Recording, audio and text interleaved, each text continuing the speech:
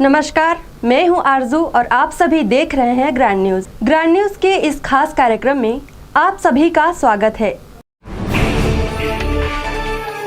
प्रदेश के पहले वित्त मंत्री रहे रामचंद्र सिंहदेव अब हमारे बीच नहीं रहे। देर रात 2 बजे रामकृष्ण केयर हॉस्पिटल रायपुर में उनका निधन हो गया।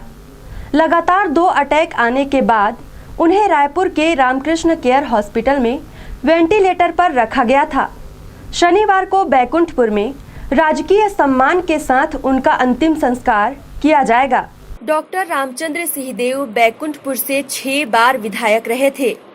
उन्हें विधानसभा चुनाव का अपराजय योद्धा जाना जाता था। उनके कामों की कहानी कुछ यूं थी कि विरोधी भी उनके कायल हैं। मध्य प्रदेश शासन में जल संसाधन मंत्री व छत्तीसगढ़ में वित्त मंत्री के पद की गरिमा भी उनके पद पर रहने से बढ़ी थी। कोरिया के विकास के लिए उन्होंने हर संभव कार्य किए हैं। कोरिया कुमार अपने आप में एक ऐसी शख्सियत थे जिनके बारे में कुछ लिखना सूरज को दीपक दिखाने जैसा है। उन्होंने विकास के लिए लगातार मनन किया, योजनाएं बनाई और उनको अमल में लाने का प्रयास किया था। पूर्व प्रधानमंत्री चंद्रशेखर सिंह, बीपी सिंह, अर्जुन सिंह जैसे दमदार शख्सियत के साथ कोरिया कुमार उर्फ कुमार साहब इलाहाबाद यूनिवर्सिटी में सहपाठी रहे थे। चिट्ठी न कोई संदेश, जाने वो कौन सा देश जहां तुम चले गए। चिट्ठी न कोई संदेश, जाने वो कौन सा देश जहां तुम चले गए, जहां तुम चले गए। इस दिल पे लगा के ठेस, जाने वो कौन सा देश जहां तुम चले गए।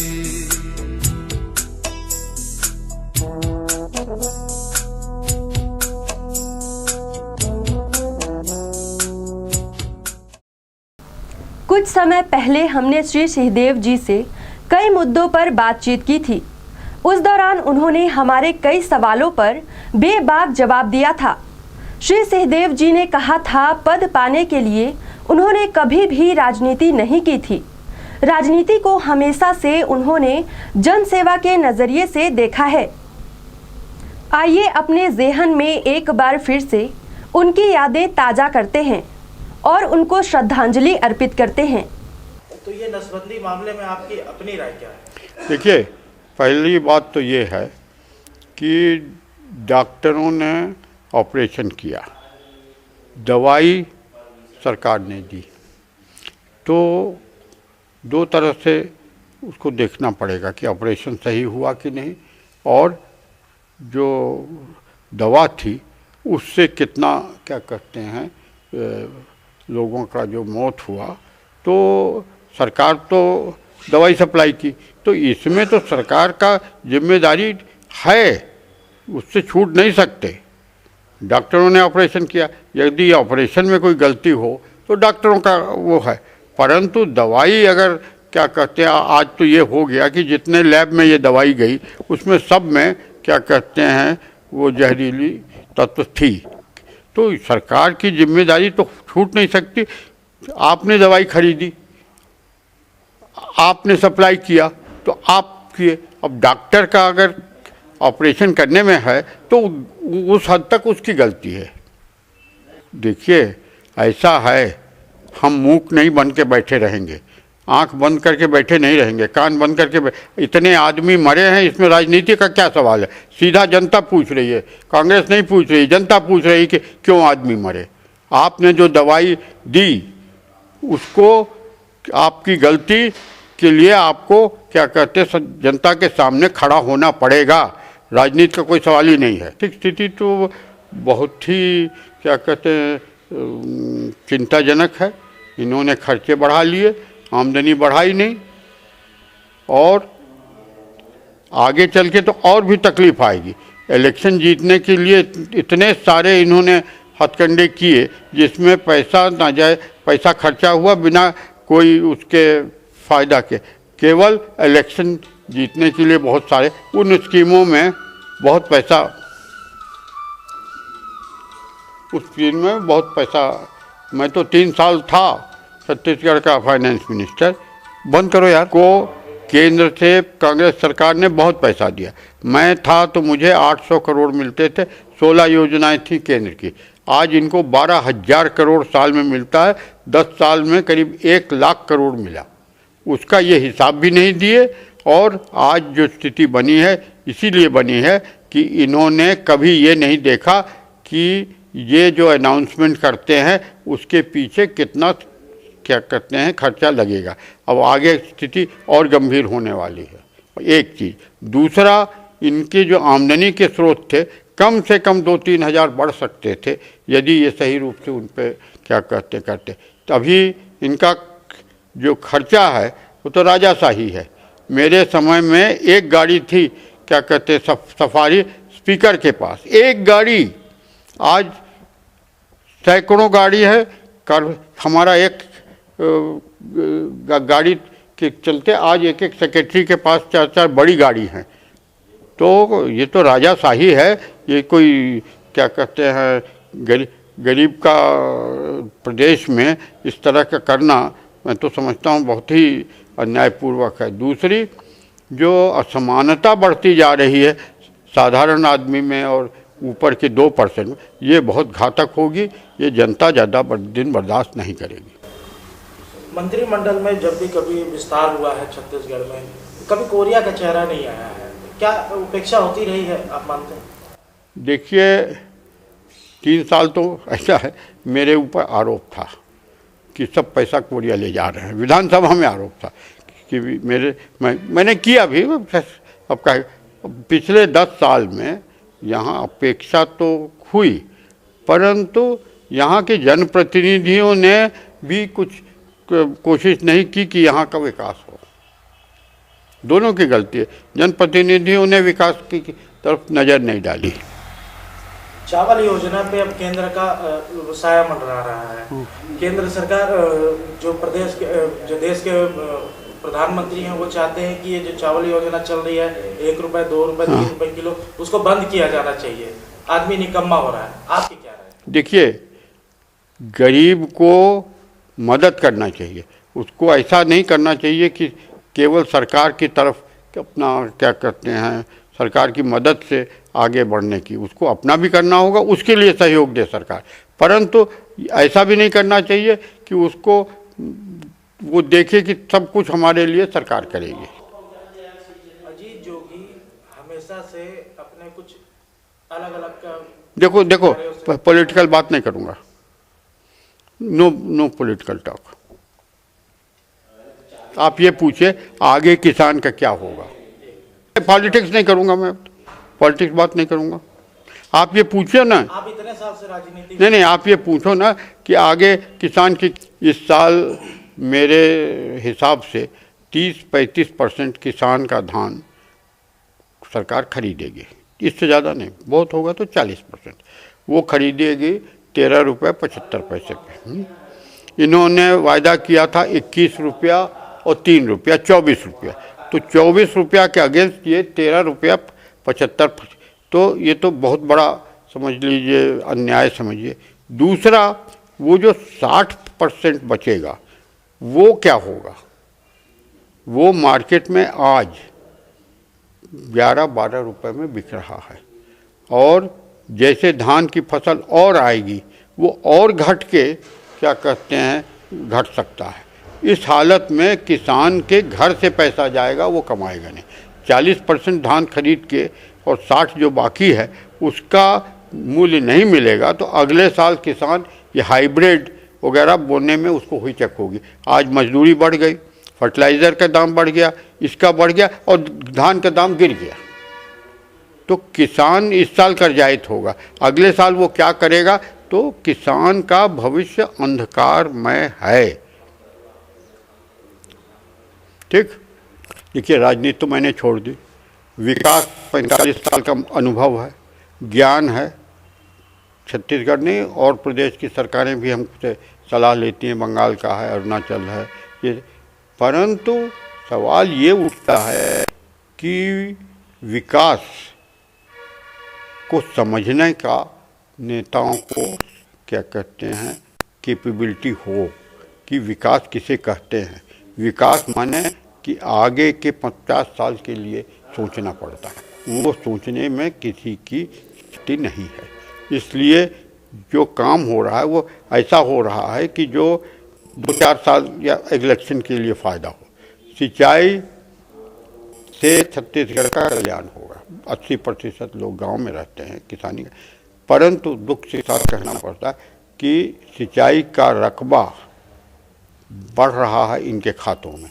पुरानी योजनाओं की सिंचाई क्षमता आधी हो गई है, रख रखाव नहीं है, गेट लीक कर रहा है। तो ये जो समस्या है कि पुराने योजनाएं जो बनी हैं उनका रख रखाव नहीं करने से रकबा घट रहा है, ये बहुत ही चिंताजनक की बात है। आपने एक किताब के जरिए भविष्यवाणी की थी कि जम्मू कश्मीर में बाढ़ आएगा। जम्मू कश्मीर नहीं, ये आपका मैंने उसमें लिखा था ये श्रीनगर में वो बात सही हो गई। देखिए सन 82 में मैंने एक किताब लिखी थी, उसका अंग्रेजी में टाइटल था सिविलाइजेशन इन अ हरी और हिंदी में उसकी अनुवाद हुआ सभ्यता हड़बड़ी में। 1 महीना वो किताब छपी तो पार्लियामेंट के पब्लिक अकाउंट कमेटी ने मुझे बुलाया पार्लियामेंट के। तो उस वक़्त मैंने अक्टूबर का 1982 में पार्लियामेंट के सामने मैं हाजिर हुआ। उस वक़्त मैंने कहा था कि डल लेक सिकुड़ता जा रहा है, इतनी मिट्टी भर रही है कि उसमें जो पानी संग्रहण की जो क्षमता है वो हर साल घटती जाती है। 21 किलोमीटर से घट के 12 किलोमीटर 82 में हो गई। तो जब पानी वो क्या कहते संग्रहण नहीं कर सकता तो वो पानी बाहर जाएगा, जो पानी बाहर जाएगा उससे क्या कहते हैं वो बाढ़ आएगी। वहाँ के पहाड़ों की जंगल कटने से मिट्टी बहुत आने लगी। तो पब्लिक अकाउंट कमेटी में उस वक़्त सतीश अग्रवाल चेयरमैन थे, उन्होंने कहा कि ये जो आप कह रहे हैं, तो मैंने कहा ये सब बांध दिए, मतलब श्रीनगर में इतनी तेज़ी से पटाव हो रहा है। वही हुआ सन 82 में। उस वक़्त हंसते थे लोग, ये क्या बोल रहा है, कोई ने मेरी बात गंभीरता से नहीं ली थी। अब आज जब जो वो बात सही हो रही है तो क्या रिएक्शन आया? रिएक्शन क्या है अब समझ में आ रहा है कि क्या कहते हैं, कोई भी बांध का अगर क्षमता कम होती है संग्रहण की तो पानी जो है वो बाढ़ के रूप में क्या कहते हैं बाहर आएगा। वर्तमान समय में राज्य की 2 बड़ी योजना, रमन सरकार की 2 बड़ी योजना, मध्याह्न भोजन जो स्कूल में चलाया जाता है, निःशुल्क स्वास्थ्य सुविधाएं जो कराई जाती है, वो आपके रियासत कालीन के समय में भी रहा। ऐसा है। अभी आप क्या मानते हैं? देखिए सन 41 में पिताजी ने जितने स्कूल थे अप टू 8 उसमें गुड़ और चना बांटते थे। वो पौष्टिक भी है और हाइजीनिक भी है। तो ये तो 41 और डॉक्टर हर स्कूल में जाते थे, बच्चों का हेल्थ कार्ड बनाते थे और फिर उसके बाद जैसा होता था साल में एक बार जाते, हाथी में जाते थे, कहीं घोड़े से जाते, सड़क तो थी नहीं। और पिताजी हर स्कूल साल में 2 बार जाते थे। तो ये जो योजना खाना की थी, ये क्या कहते ये काकुचले, ये तो सन 41 में क्या कहते हैं लागू हुई थी। और बच्चों का क्या कहते हैं आप कहते हैं ये हेल्थ कार्ड। और एक चीज़ है जो आपको ने, ये जो चिरमिरी, मनेनगढ़ और बैकुंठपुर में 5th क्लास तक कंपलसरी एजुकेशन था। सबसे ज़्यादा यहाँ जो प्राथमिकता थी कोरिया स्टेट में राजा रामानुज प्रताप सिंह देव की, वो थी क्या कहते हैं शिक्षा आदिवासी। और कोरिया के बाहर जो लड़का जाएगा फ्री, और कोरिया के भीतर पाठ्यपुस्तक, किताब, कपड़े ये आदिवासी बच्चों को दिया जाता था। और 2 चपरासी रहते थे जो लड़कों को स्कूल लाते थे, उनको यहाँ के भाषा में लड़का पकड़ कहते थे, क्योंकि फादर ये चाहते थे कि भाई बच्चा स्कूल आए तो थोड़ी कड़ाई करनी पड़े और स्कूल में उसको खाना मिले तो उसको ये लगे कि भाई अब हमको। तो यहाँ का तो एजुकेशन सिस्टम समझ लीजिए हिंदी आज भी पूरा नहीं हुआ है। तो तो इसको क्या मानते हैं कि अभी भी जो सरकार कर रही है ये उसी का नकल तो नहीं है? नकल तो है, परंतु जो अभी है उसको भी सही रूप से नहीं चला रही है। 47 में न्यूनतम वेतन कोरिया स्टेट में लागू हुआ, उसका नाम था कोरिया अवार्ड। उसमें क्या था, कितने घंटे कुली काम करेगा, कितना कोयला निकालेगा, कितना उसको पैसा मिलेगा, उसके कानून के अंदर क्या कहते हैं। दूसरा बोनस, तीसरा प्रोविडेंट फंड और एक वेलफेयर फंड था, जिससे क्या कहते हैं सस्ता अनाज दिया जाता था। ये चिरमिरी में था और मनेनगढ़ में 2 ही खदान थे। ये हिंदुस्तान का पहला अवार्ड है और आज छत्तीसगढ़ सरकार ने एक श्रमवीर अवार्ड दिया है 2 लाख का, इसी के लिए कि कोरिया में पहली बार हिंदुस्तान में मिनिमम वेजेज एक्ट हुआ। सन 54 में गवर्नमेंट ऑफ इंडिया ने कोल वेज बोर्ड कमेटी बनाई, जिसके मिस्टर मुजुमदार चेयरमैन थे। वो कमेटी का जो बुनियाद थी वो कोरिया अवार्ड थी।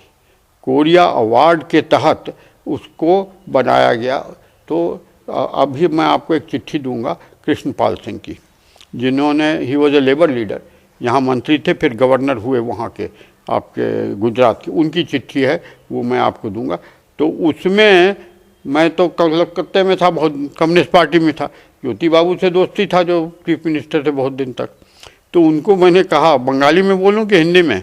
जैसा आप चाहें। ज्योति दा, तुम्हार लाल झंडाते मिनिमम वेजेज एक्ट इंडियाते হয় नहीं, राजा राजमहलते मिनिमम वेजेज एक्ट হয়েছে। बाबा আমার राजा रामानुज प्रताप सिंह 1947 में अवार्ड করেছে। तो ज्योति बाबू बोले, तुम्ही बाजे कथा बोलছো। तो मैं कहा बाजे कथा तो नहीं, आपने मुजुमदार अवार्ड आपने पढ़ुन और तारपरे अपना संगे कथा बोलबो।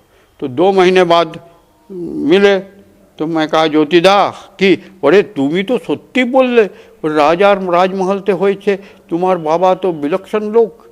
तो আমি বললাম खाली लाल झंडा था नहीं, राजा था। हमारे बाबा राजा सबसे प्रथम गरीब और वर्करेर चिंता करते।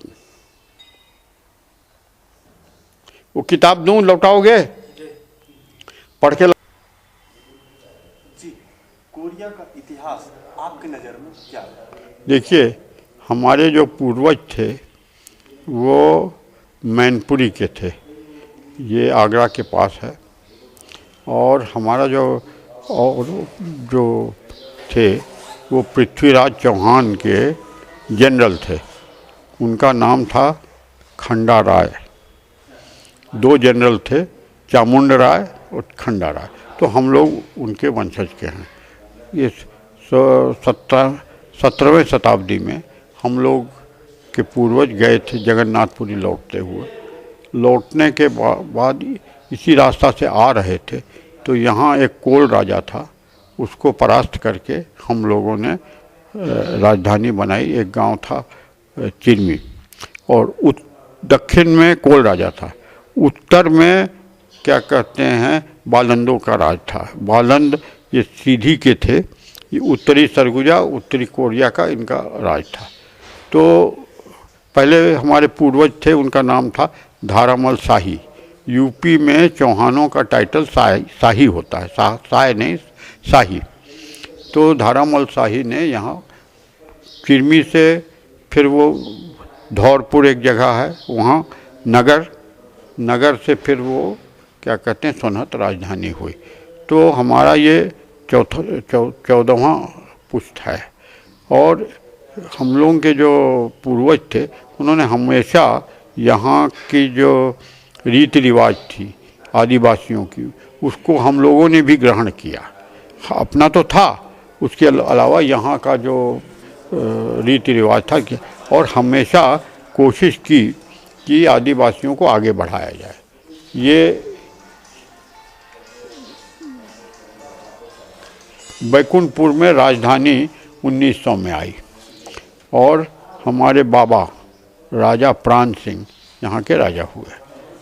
तो उनके 1909 में देहांत हो गई। तो हमारे पिताजी 9 साल के थे वो बड़े हुए और वो 1925 में गद्दी संभाले। वो हमारी माता झारखंड में छोटा नागपुर रियासत है वहाँ की थी। फादर 1924 में इलाहाबाद यूनिवर्सिटी से ग्रेजुएशन किए। उस वक़्त से ये जो अमेठी हैं तो हमारे पिताजी के सगे मौसा, सगे साढ़ू, मेरे मौसा, तो उनके थ्रू पंडित नेहरू से मुलाकात होती रहती थी, मदन मोहन मालवीय से। सन 25 में पिताजी ने यहाँ राज्य संभाला। राज्य संभालते के साथ उन्होंने पहला काम किया सड़क, शिक्षा, हेल्थ, और सन 28 में चिरमिरी कोलरी खुली। सन 28 में झारखंड खोला। तो खोलने के पहले पिताजी दिल्ली में वाइसराय से मिले कि हमें खदान खोलनी है, रेलवे लाइन जाएगी तभी हम खदान खोल सकते हैं। तो उस वक़्त क्या कहते हैं सन 30 में रेलवे लाइन बनी। दोनों खदानें, एक टाटा की भी खदान थी और उसके बाद नई नई खदानें चिरमिरी में खोलती गई। और सन 46-47 में पिताजी ने सोचा कि जो श्रमिक हैं इनका दोहन हो रहा है, इनका शोषण हो रहा है कोयलरी वालों को।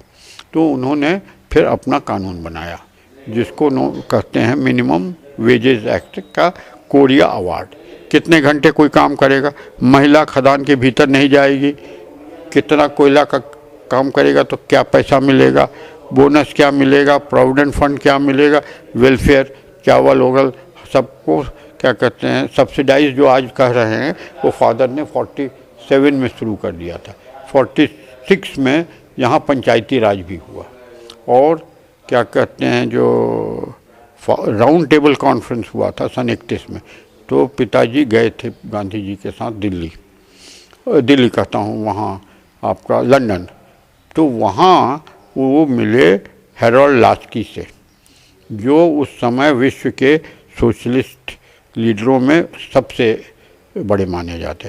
तो उनसे मिलते जब कभी जाते उनसे वो समझ गुरु की तरह क्या कहते हैं रखते थे। और सन 47 में क्या कहते जब मर्जर हो रहा था तब पिताजी ने राजाओं को भी समझाया कि देखो एक युग चला गया, अब राजाशाही नहीं चलेगा, अब आप गणतंत्र में आइए। तो अपने सरदार पटेल के साथ सहयोग करके उड़ीसा और छत्तीसगढ़ राजाओं को समझाया कि आप अब विलय कर लीजिए। 47 में अंग्रेज़ों ने हम लोगों को स्वतंत्र कर दिया था। ये था हिंदुस्तान में रहो पाकिस्तान में रहो। और उस वक़्त एक बड़ी विचित्र घटना हुई। उसको बस्तर के राजा महाराजा प्रवीण चंद्र भंजदेव को निज़ाम की तरफ से एक आदमी भेजा गया कि हैदराबाद और क्या कहते हैं आपका बस्तर मिल के एक स्वतंत्र राज बनाओ। उस वक़्त 18,000 स्क्वायर किलोमीटर और बस्तर का राज था बस। तो ये क्या कहते हैं जो चल रहा था कि अगर हैदराबाद और बस्तर तो एक स्वतंत्र राज बनाए, बहुत ख़तरनाक। तो महाराजा प्रवीण चंद्र भंजदेव ने रायपुर आए, पिताजी से मिले, पिताजी से कहे कि ऐसा ऐसा है और वो हम मुझे प्रलोभन भी दे रहे हैं कि जो कहोगे वो हो जाएगा। तो पिताजी ने कहा ऐसा करो, तुम्हारे ऊपर तो दबाव पड़ सकता है, तुम ये काम करो, मैं तुम्हारा इंतज़ाम कलकत्ता में होटल में कर देता हूँ। 1 हफ्ता तुम वहाँ होटल में अज्ञातवास टाइप रहो, ज़्यादा घूमो नहीं, यहाँ हो सकता है दबाव डाल के क्या कहते हैं। तो कलकत्ता में स्पेंसर होटल है राजभवन के पास, वहाँ उनका इंतज़ाम हुआ। 1 हफ्ता वहाँ रहे। फिर फादर यहाँ से चले गए सरदार पटेल के पास। सरदार पटेल से उन्होंने कहा ऐसा ऐसा है। तो सरदार पटेल ने पूछा कि राजा कहाँ है, महाराजा बस। तो उन्होंने कहा देखिए उसको मैं सुरक्षित रखा हूँ, उसमें हमको कोई समस्या नहीं है, आपको तो कह ले आओ मेरे पास।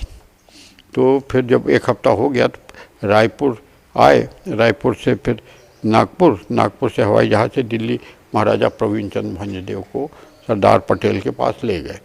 तो सरदार पटेल ने कहा, पीठ ठोका, कहा प्रवीण चंद्र जी आप देशभक्त हो, आपने हमको आगाह कर लिया, अब आप चिंता मत करिए, अब मैं आगे संभाल लूँगा, अब आपको कोई दबाव भी नहीं पड़ेगा, ना आपको कोई अब वो है, अब मैं देख लूँगा। उस वक़्त पिताजी ईस्टर्न स्टेट्स एजेंसी कहलाती थी, उड़ीसा और छत्तीसगढ़, बंगाल में कूच बिहार और त्रिपुरा, ये ईस्टर्न स्टेट एजेंसी थी। इसके पिताजी वो थे, प्रेसिडेंट थे। उस तरह से उन्होंने राजाओं को भी समझाया कि क्या कहते हैं अपना है। फिर सरदार पटेल ने जो राजा साहब से कहा वो बड़ा, सरदार पटेल ने कहा राजा साहब आप दुखी हो, आपका राजपाट जा रहा है, ये तो स्वाभाविक है, आप 1000 साल से राज किए हो आप, परंतु एक दूसरा मुद्दा सोचो, आप कोरिया का क्यों सोचते हो? आप ये क्यों नहीं सोचते कि आप हिंदुस्तान का राज कर सकते हैं अगर प्रजातांत्रिक तरीके से? मैं भी तो छोटे से गांव का हूँ, पहुँचा, आप लोग तो 1000 साल से आप लोगों के खून में है शासन चलाना, तो आप इस दिशा में सोचो कि कोरिया तो नहीं है, परंतु आप पूरे हिंदुस्तान के लिए क्यों नहीं काम कर सकते?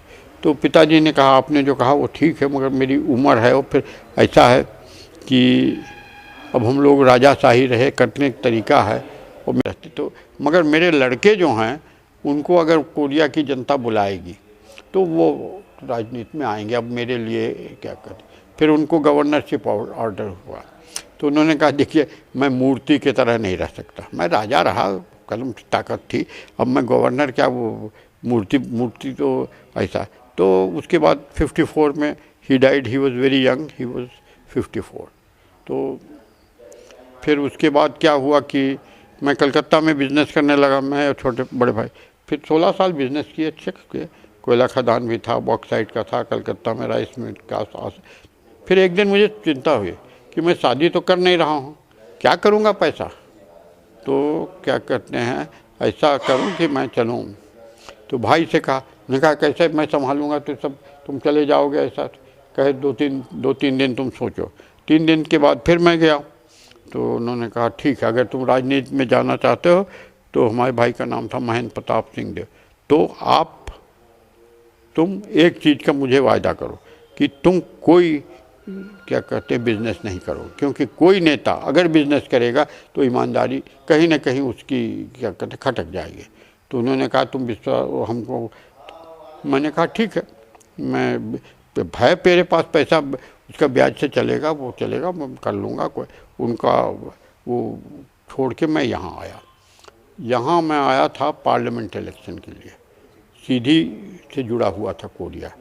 मिला, अर्जुन सिंह मेरे साथ पढ़े थे इलाहाबाद में, तो उसके बाद आखिर में कट गया। तो मैं कहा भैया मैं एमएलए नहीं लड़ूंगा, भाई खैर कोई बात नहीं, मैं एमएलए। तो इलेक्शन में उस वक़्त बैकुंठपुर विधानसभा में 64,000 वोट थे, 40,000 कुछ वोट पड़े, 34,500 वोट मुझको मिले। मतलब आप समझ लीजिए कि 4-5 हज़ार में सब सिमट गए। वो शायद हिंदुस्तान का इतिहास होगा, परंतु वो वोट मेरे नहीं थे, वो मेरे पिताजी के वोट थे। यहाँ के 25-30% लोग तो मुझे क्या कहते हैं पहचानते भी नहीं। तो आप सोच सकते हैं कि मेरे पिताजी का क्या वो रहा होगा प्रेम यहाँ के लोगों को, कि उनके लड़के को इतने भारी बहुमत से, जबकि वो जानते थे कि इनको बाहर रहते हैं, उनको ये आशा बन गई कि जैसे राजा साहब ने हम लोगों को विकास किया वैसे उनके लड़के भी कर सकते हैं।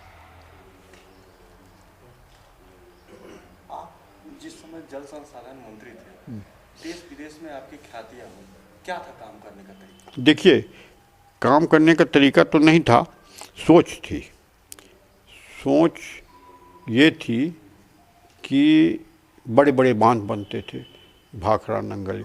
मेरी ये सोच थी कि बड़े बांध नहीं बनने चाहिए, वो विनाशकारी हैं।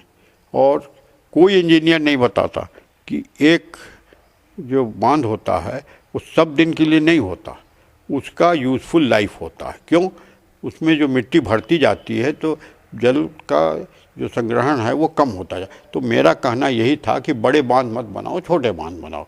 तो ये जो मैंने कहा, ये विश्व में पहली बार इस तरह की सोच हुई कि बड़े बांध विनाशकारी हैं। देखिए कोई भी बड़ा भी बांध हो 100-150 साल से ज़्यादा उसकी नहीं, तब तक वो मिट्टी भर जाती है। अमेरिका में अब बांधों को बारूद लगा के बस्ट किया जा रहा है, क्योंकि उसमें पानी ग्रहण की क्षमता नहीं है। तो वो भी हमारे साथ उसके मेरा ये किताब उताब पढ़ के वो भी आई थी मेरे पास, मेधा पाटकर, उस वक़्त मैं वाइस चेयरमैन था, वो नर्मदा। तो मेरा अभी भी ये कहना है कि बड़े बांध विनाशकारी हैं। वीपी सिंह जब चीफ मिनिस्टर थे, ये आपके यहाँ यूपी के, तो हमारे उनके बड़े भाई मेरे साथ थे जज साहब, ये तो इनको मैंने कहा देखो ये मत बनाओ, क्या कहते हैं, टेहरी डैम गंगा के ऊपर। ये एक तो यहाँ भू अर्थक्वेक का क्या कहते हैं संभावना जो जोन है, कमज़ोर जोन है। दूसरा ये इतना है कभी यहाँ वो पहाड़ फट के गिर जाएगा तो अवरोधित हो सकता है, और फिर अगर फूटा तो दिल्ली तक इसका पानी पहुँचेगा। उन्होंने मेरा कहना तो नहीं माना। अब वहाँ अर्थक्वेक तो होता है। बरगी डैम में जिस साल वो पूरा हुआ, जबलपुर में ज़बरदस्त भूकंप आया। तो जब आदमी बड़ा बांध बनाता है तो उतना पानी का जो वजन आता है, मिलियंस ऑफ टन्स, उससे ज़मीन में कोई प्रतिक्रिया होती। ये हर चीज़ का every action has an equal and opposite reaction. तो हम जब इतना पानी, यही होगा सरदार सरोवर में। इनको भी मैंने कहा था कि क्या कहते हैं, मगर यहाँ पता नहीं क्या है, बड़ा बड़ा बड़ा जिसको कहते हैं ना अंग्रेजी में अगर कहिए गाइगेंटिज्म, मतलब छोटा, तो बड़ा से बड़ा तो है, तो बड़ा विनाशकारी है, तो क्यों बना रहे हो भाई आप? 100 साल में ये बांध बन जाएंगे, फिर क्या होगा हिंदुस्तान का? मेरी किताब आपको दूंगा मैं, तो पढ़ के फ़ोटोकॉपी करके दे दीजिएगा, उसमें ये सब लिखा है। और पब्लिक अकाउंट कमेटी वालों को यही कहा उस वक़्त। तो मैंने और भी कहा था कि विश्व में जो लड़ाई होंगे वो पानी के लिए होंगे। एक नदी 3 देशों को पार करके जाती है। और ये भी कहा पंचायत में भी लड़ाई होगी कि मेरा जो नाला जा रहा है हम दूसरे पंचायत को न जाने दें। अब भाई जो चीज़ की कमी होगी तो उसके लिए फिर तो आदमी क्या कहते हैं, संघर्ष तो होगा ही। तो मैंने 3 घंटा, सतीश अग्रवाल थे, तो अब उस वक़्त तो कोई मेरा समझे ही नहीं मैं क्या बोल रहा हूँ। आने के पहले मैंने ये कहा था कि जो आपके जो सबसे बड़े इंजीनियर हैं उनको आप रखिए कि मैं अगर कोई गलत बात कहूँ तो वो लोग उसको क्या कहते हैं, मुझे टोक दें। कोई ने नहीं टोका। और आज वही है, मैंने कहा था प्लास्टिक के बैग में पानी बिकेगा, बोतल में बिकेगा, हो रहा है। अभी तो और बहुत कुछ आने को है। फिर हमने कहा कि जो जल प्रदूषण हो रहा है और जो ज़मीन का जल है उसका प्रदूषण, तो आपको ये समस्या सबसे बड़ी आएगी, उस प्रदूषित जल को कितना साफ करोगे? और जो ज़मीन के नीचे जो प्रदूषण जा रहा है भूजल को, वो तो कर ही नहीं सकते। तो अगले 50 साल में तो विश्व में ऐसी समस्या हिंदुस्तान के तौर कि जल भी होगा तो वो प्रदूषित होगा। नदी में आप अब देखते हैं ना, इसको साफ करो उसको, ये तो मैं तो सन 82 में कहा था। तो मेरी जो सोच है आज भी वही सोच है, छोटे बांध बनाओ, ये बड़े बड़े बांध बना के ये क्या कहते हैं देश का क्या कहते हैं ऐसी हालत ना करो कि जब ये बांध में मिट्टी भर जाए तो पानी कहाँ जाएगा? फिर तो नदी अपना रास्ता भी बदल सकती है। तो ऐसा है कि आज भी मान तो रहे हैं, समझ रहे हैं, मगर गति वही है बड़े बांध की तरफ। कोरिया के इतिहास को लेकर आपने कई किताबें लिखी। नहीं, ज़्यादा नहीं लिखी हूँ, जिसको एक ही है, मैं आपको दूंगा अभी उसको, मगर फ़ोटोकॉपी करके लौटा देना, और सिंचाई का भी दूंगा। मैं जो बताया ना कि हम लोग मगर अब नहीं पता लग रहा है कहाँ से हम लोग आए। इतना ज़रूर जानते हैं कि पृथ्वीराज के जो जनरल थे उसके हम लोग वंशज हैं। भैया थान और हम एक हैं, बड़े भाई भैया थान हैं, छोटे भाई हम लोग हैं। 2008 के बाद आपने राजनीति से संन्यास ले लिया, चुनाव नहीं लड़े, क्या कारण था? एक तो उम्र थी, 2003 में भी मैंने, तो दूसरा जो सबसे बड़ा कारण था कि अब डेमोक्रेसी नहीं रह गई। जिसके पास पैसा है या जो किसी जात का है, आज भी जो टिकट वितरण होते हैं वे तुम कितना खर्चा करोगे? तुम कौन जात के हो। तो मैं तो कभी, देखिए पहला इलेक्शन में तो चाय भी नहीं पिलाया, लोग खुद ही आते थे, घूमते, और मेरे स्वाभिमान के खिलाफ है कि मैं किसी को प्रलोभन दे के वोट लूँ। मैं राजनीति में घर का पैसा खर्चा किया हूँ, बहुत खर्चा किया हूँ, कभी कोई से क्या कहते हैं वो। दूसरा, जो जनता थी उसके भी एक परिवर्तन आ गया कि पॉलिटिक्स में हम आए और कमाएं। तो लोगों में भी ये होने लगा कि राजनीति एक धंधा है। मैंने पेपर में बहुत साल पढ़े थे। तो राजनीति जब धंधा हो गया, जब राजनीति में आदमी पैसा लगाए और निकाले, और वोटर भी क्या कहते मांगे, आप जैसे गए क्या लाए हो, तो इतना स्वाभिमान करके खो के मैं इलेक्शन नहीं लड़ूंगा। ये भगवान ने मुझे अकल दी, एक्सपीरियंस दिया है, तो उसका लाभ क्या कहते हैं डेवलपमेंट, विकास के लिए करें। काहे को हम एक एमएलए बन के क्या कहते हैं गलत काम करें। आज तो यह हालत हो गया है, गांव-गांव में क्या कहते हैं इलेक्शन में बकरा कटता है, दारू करता है। कोई आता है इलेक्शन वाला तो कहते हैं अरे मेरा जन्मदिन है, हम मना रहे हैं, तुम कौन हो, भागो यहाँ से। तो इतना खर्चा बढ़ गया है, इस तरह का जो नीयत बदल गई है।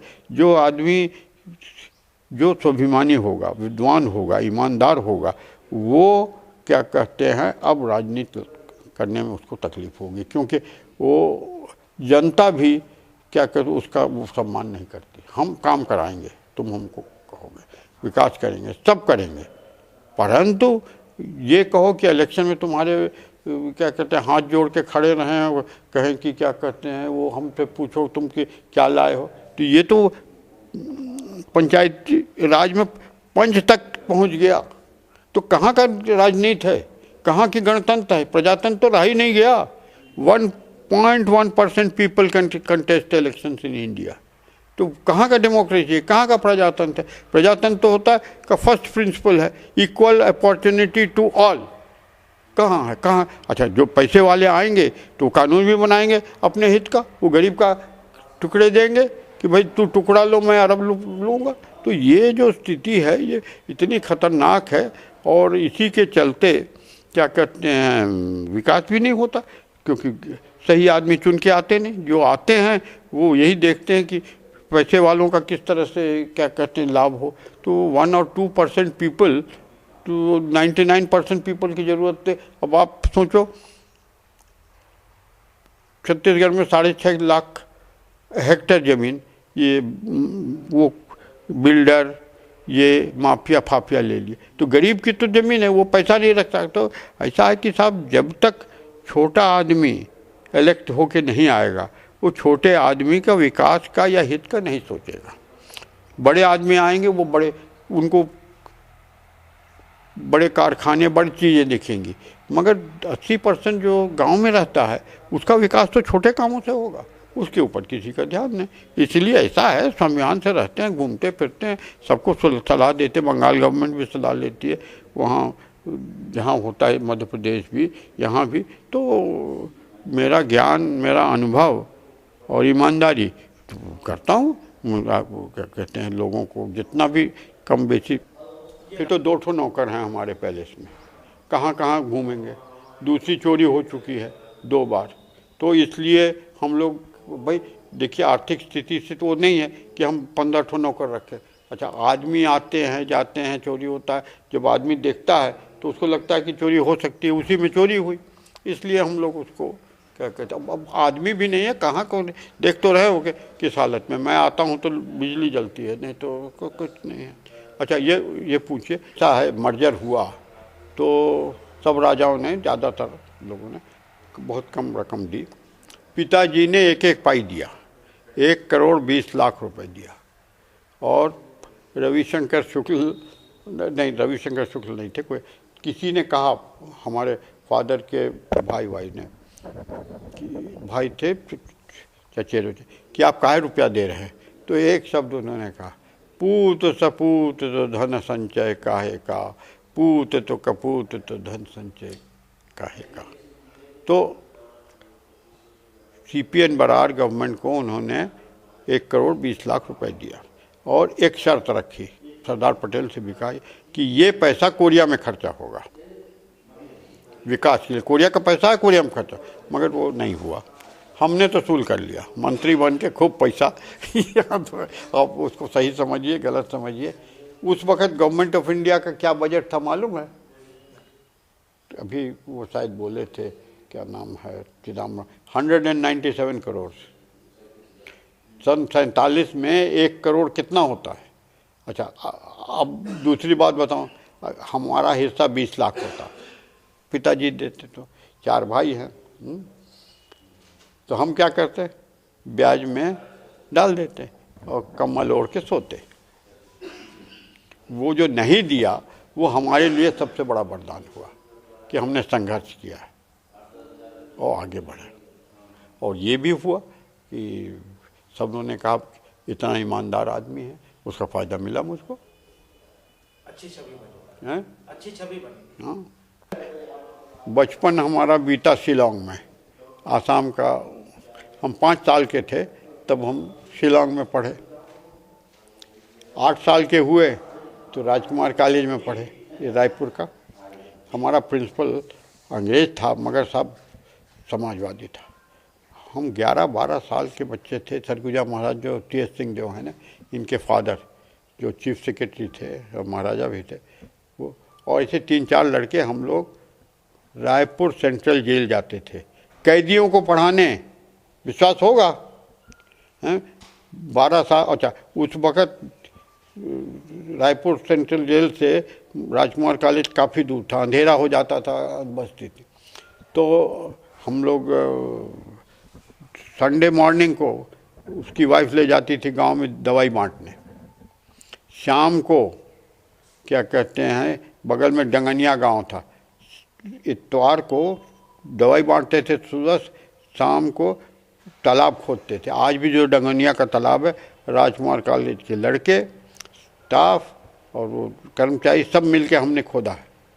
उसके बाद फिर हम इलाहाबाद यूनिवर्सिटी में, तो इलाहाबाद यूनिवर्सिटी में अर्जुन सिंह, VP सिंह हमसे 1 साल जूनियर थे। अर्जुन सिंह के, VP सिंह के बड़े भाई जज साहब, वो हमारे साथ थे। एक सौतेले भाई थे संत बख्श सिंह, वो भी मेंबर ऑफ पार्लियामेंट, वो हमारे साथ थे। और चंद्रशेखर हमारा क्लास फेलो थे।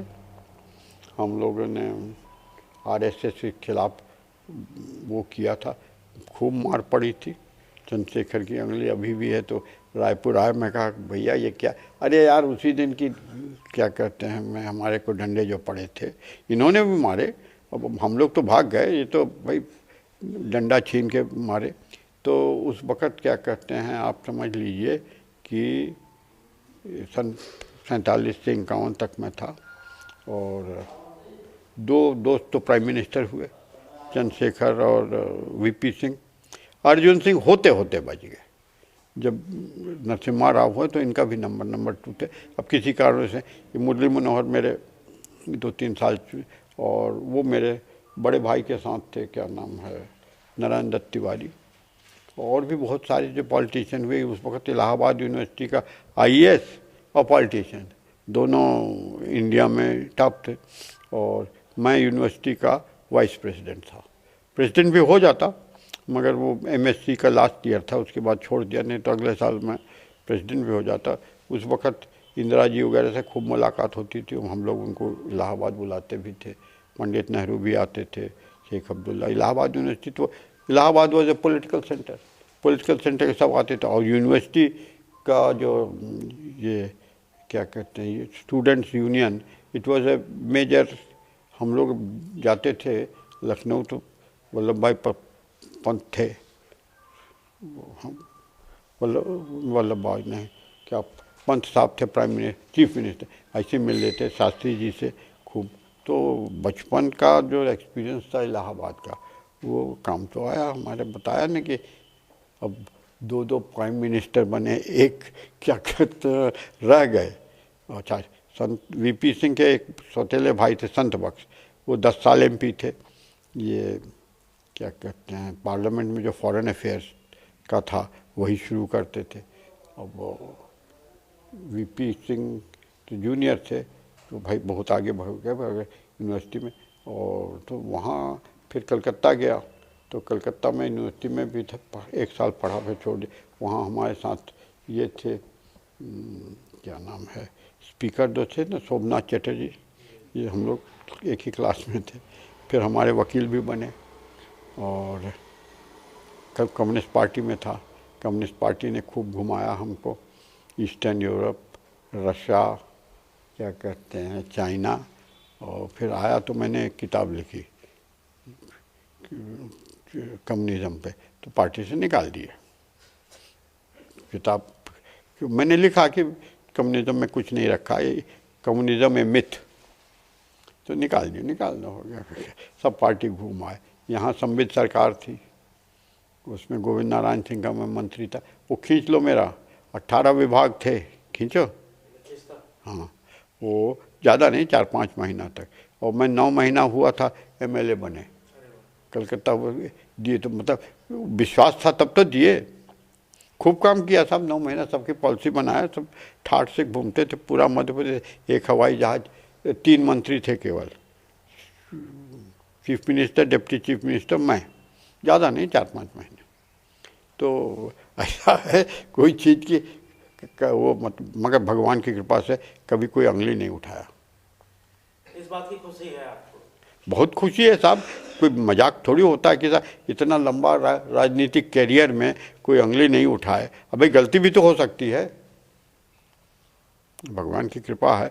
वो क्या कहते हैं कि इतना के बाद यहाँ भी एक्साइज मिनिस्टर था साला, कि एक्साइज तो क्या है वो कहने की जरूरत। फादर वो इंटरनेशनल रेप्यूट के फोटोग्राफर भी थे, सिनेमाटोग्राफी भी। बड़े भाई इंटरनेशनल फोटोग्राफर, गोल्ड मेडल।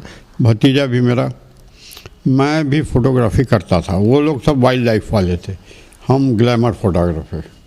आप समझो कि लेडीज़ का, फिल्म एक्ट्रेसेस का, इसका ग्लैमर। कलकत्ता में रहा तो मैंने किया, 3 साल मैं उनके साथ था, सत्यजीत रे के साथ। उनको को चिरमिरी भी लाया। एक मैंने कहा चलिए, चिरमिरी में उनका वो एक पिक्चर का करीब 20-25 मिनट का शूटिंग किए थे। और सन 80 में, सन 80 का था, सन 50 में मैंने नरगिस की फ़ोटो खींची थी।